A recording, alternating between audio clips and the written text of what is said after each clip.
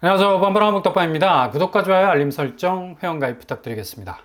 금융위원회 분위기가 심상치가 않습니다. 지난달 스트레스 DSR을 9월로 연기하는 바람에 가계대출이 폭증하기 시작을 했고요.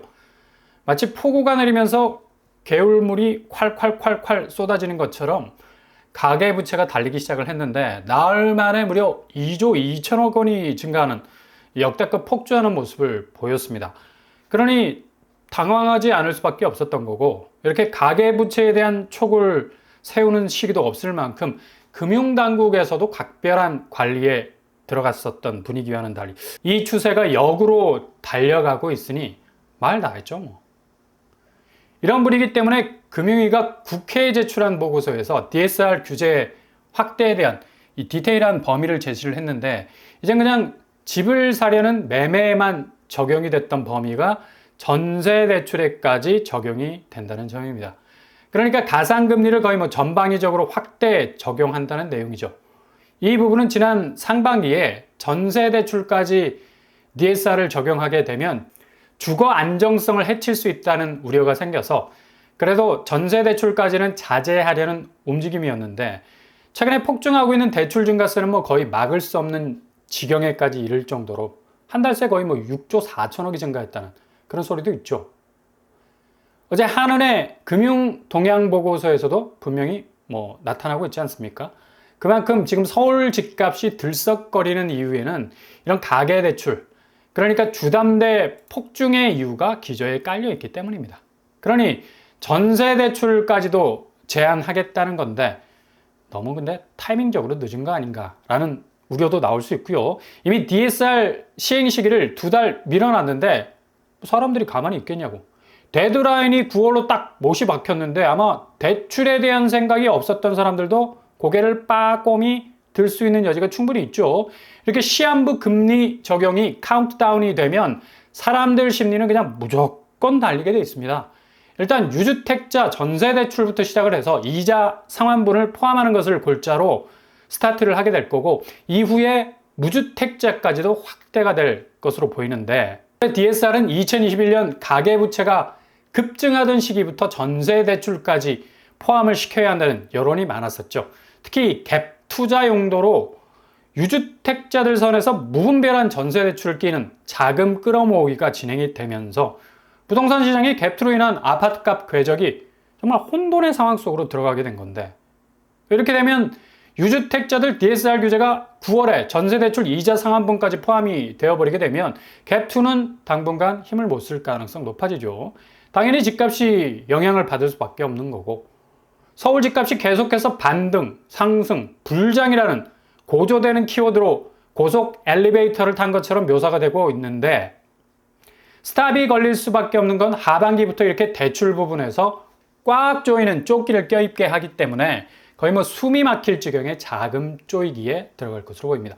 한쪽에서는 특례대출 풀고 다른 한쪽에서는 DSR로 가계부채 막으려 하는 엇박자적인 모습이지만, 이제 이거 더 이상 그냥 방치했다가는 날아가게 생겼어요. 부채가 집을 사는데 몰빵을 하는 분위기로 죄다 쏠리고 있어서 가뜩이나 부동산 경기가 그닥 좋아질 기미가 보이지 않는 상황에서 유동성이 자꾸 부동산 쪽으로 기울어져 가버리면 이거 그냥 중국 꼴 그대로 날 수밖에 없는 상황에 처할 수 있다는 얘기죠.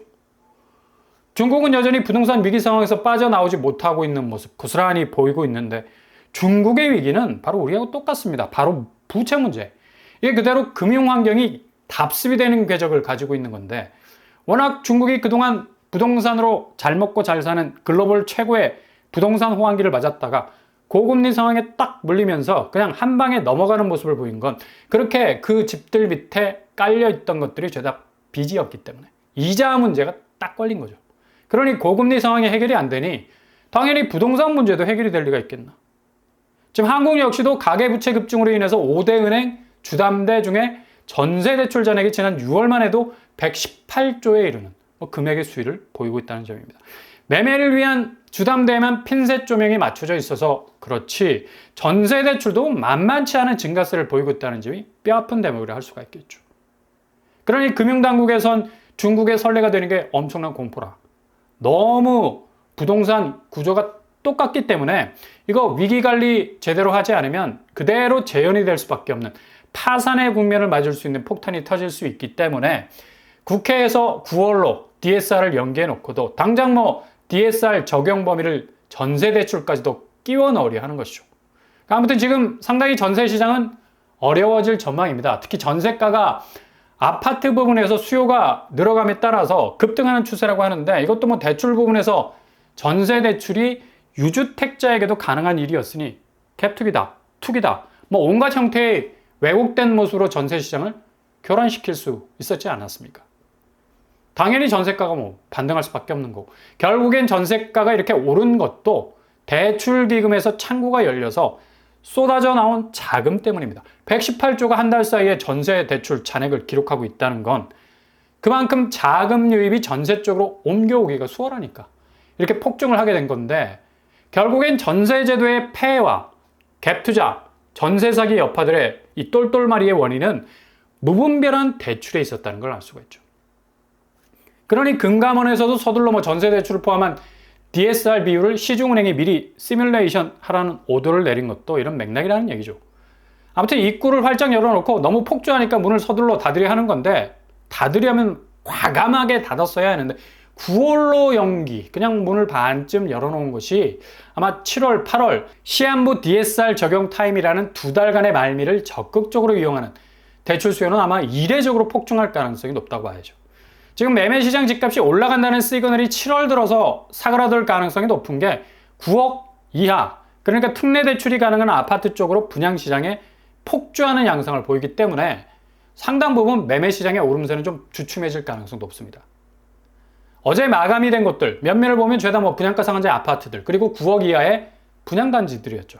동탄역 엘리움 더 시그니처 11만 명 몰렸습니다. 경쟁률만 627대 1 아마 최고를 찍지 않았을까 라는 평가를 내릴 수 있고 과천 디에틀 퍼스티지 여기도 10만 3천 명 몰렸었어요. 경쟁률만 228대 1 그냥 분상제 아파트들은 날개에 돋친 듯이 분양 완판을 넘어서 흥행 가도를 달리고 있는 건데 판교 테크노밸리 중흥 S클래스 역시도 3만에 가까운 사람들이 몰려서 1110대 1에 가공할 만한 경쟁률을 기록.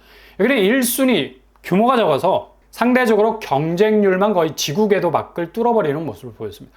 파주 역시도 상당히 파주는 뭐 호불호가 많이 갈림에도 불구하고 분상제 아파트라는 이유 파주 운정 3지구 이지더1 15,000명이 몰리면서 60대 1을 찍었죠. 파주의 돌풍이라 볼 수 있고 고양장항 카이브 유보라 역시도 여기 분상제 아파트 10,000명이 몰렸었죠. 7.9대 1의 경쟁률을 보였습니다. 이렇게 지금 가만히 살펴보면 죄다 분상제 아파트고 9억 이하의 가격 레벨을 달고 있어서 지금 서울 집값 매매가가 계속 오른다는 추세, 매수자들이 당연히 오르는 시점에서 물리기를 원치 않는다는 얘기죠. 특례 대출을 물고 들어간 젊은 층들도 이제 분상제로 가겠다는 의지가 확고해진 것 같고 일단 시장은 다주택자들이 미친 듯이 서울의 핵심 입지에서의 대형 평수를 사들이는 분위기 아니기 때문에 상승세는 예상보다 빨리 주춤해질 수가 있다는 얘기죠. 관건은 미국 기준금리 움직임인데 국내에서는 파월이 기준금리나 11월 대선과는 하등의 관계가 없다는 스탠스, 정치적 일정과는 관계없는 금리 기준을 얘기한 건 이게 되게 미묘한 게 그만큼 연준의 독립성을 강조한 파월의 행보가 과연 9월에 기준금리를 인하할 수 있겠느냐인데 이거 겉으로 이런 독립성을 무지하게 강조하는 입장에도 불구하고 그가 마지막에 흘리는 말은 확보된 데이터 기반이 더 필요하다는 것. 그리고 이게 앞으로 대세라는 방향으로 확정지어 나갈 때 결정하겠다는 굉장히 신중한 입장을 드러냈다는 건데 결국 우리는 우리의 길을 가겠다는 말로 앞으로의 방향을 정하겠다는 얘기죠. 월스트리트 저널에서는 9월 이내에 대한 썰을 풀기는 하는데 정확하게 고용시장이 어떤 지표를 드러내느냐에 달려있다는 말을 하고 있습니다. 실업률이 4.1% 정도 상승했다는 건 결국 미국 경기가 서서히 식고 있다는 걸 나타낸다는 건데 이게 뭐 지금 일시적인 히스패닉 그러니까 남미 쪽 이민자들의 인풋 아웃풋 치고 빠지는 계절적 변동 요소를 많이 담고 있어서 이 지표를 언급하는 건 역시 파월이 우리는 독립기관이라는 것. 그러니까 애써 뭐 재정 확대 정책과 맞물리는 물가와의 연계성에서 자유로운 고용시장 동향만 보고 독자적 결정을 내릴 거라는 새로운 기준점을 만들고 가겠다는 복선이 깔린 말이라 할 수 있다는 얘기죠. 그러니까 한마디로 우리는 꼴리는 대로 하겠다는 얘기입니다. 이런 말을 해도 미국 국채금리는 오늘도 역시 달리고 있죠. 계속해서 오름세. 결국 시장은 파월의 입에만 의존하고 있지 않다라는 것. 하반기 미국은 엄청난 재정 확대 정책으로 가게 될 거고 이를 기반으로 하는 국채 무진장하게 찍어내게 될 거라는 것. 국채 시장이 빤히 눈치를 까고 있어서 이렇게 궤적이 계속해서 오름세로 가고 있는 겁니다. 결국 파월과 정치적인 행보와의 팽팽한 줄다리기가 시작이 될 거고 쇼핑식 재정 확대는 헬리콥터에서 달러를 뿌려대기 시작할 겁니다.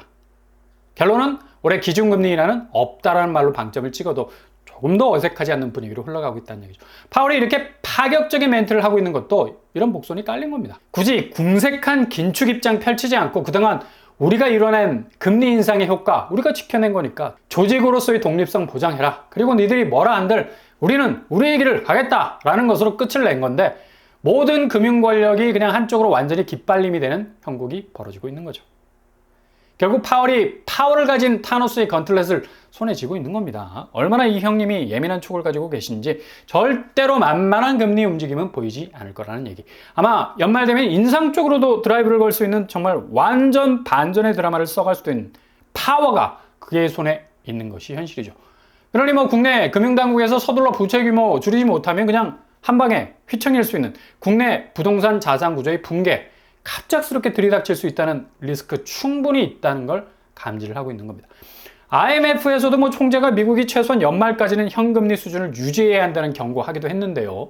유일하게 전 세계적으로 엄청난 경제 성장세가 결국엔 인플레로 이어질 수 있는 고리가 있기 때문에 미국 섣불리 금리에 손을 대기란 여간 신중을 기하지 않고는 접근하기 힘든 수위라는 것을 IMF에서도 알고 있고 미국 연준이 누구보다도 더 잘 알고 있다는 얘기죠. 결국 환율 위기를 맞고 있는 한국이 자산 시장에서 더 이상 버틸 수 있는 금리 여력이 없어서 다시 집값이 연말로 갈수록 급격하게 빠질 수 있는 위기도 충분히 찾아올 수 있는 건 지금 7월에만 분상제 아파트로 쏠리는 젊은 층, 특례 대출을 끼고 있는 수요의 움직임을 보면 그렇다는 얘기죠.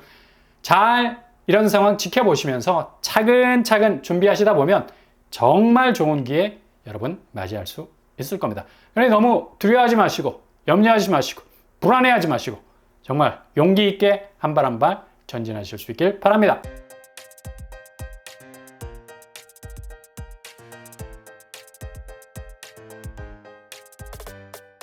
오늘의 부동산 캐릭터처 금융위원회 보고서 이후에 대출 상황이 하반기로 갈수록 굉장히 빡빡해질 것으로 예고하고 있죠.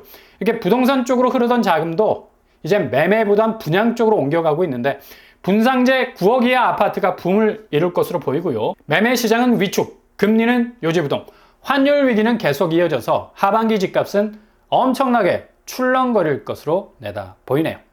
오늘도 응원합니다. 항상 여러분의 길이 꽃길만 되실 수 있기를 바랍니다. 이상으로 번번한 먹덕방을 마치겠습니다. 구독과 좋아요 부탁드립니다. 감사합니다.